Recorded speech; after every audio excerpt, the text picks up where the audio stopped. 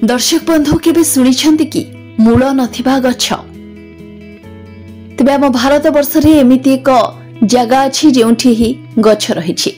हरियाणा रो हिसार जिल्ला रो हांसी स्थित समाध मंदिर प्रांगण रे एपरि एक अद्भुत बट गछ रहिछि जहार मूल नाही।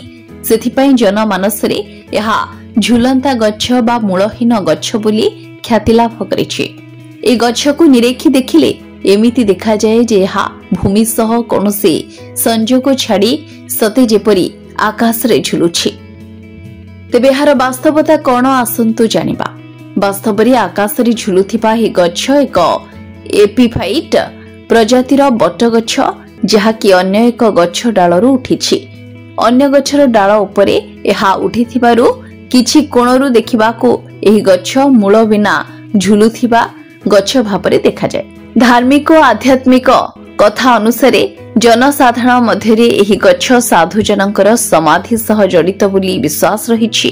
मां वैष्णोदेवीको कृपारु निसंतान दंपति मानसिक करी एठारी पूजा अर्चना कले सेमानकर संतान प्राप्ति हुए। एही कारणरू गछ को पूजा करा जाए एवं प्रतिदिन अनेक यात्री और भक्त माने एठाकू आसिथांती।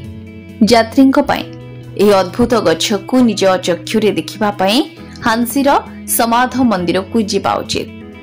एही गछ को भिन्न भिन्न कोणरू देखिले एही भ्रम भलरे बुझी परिबे।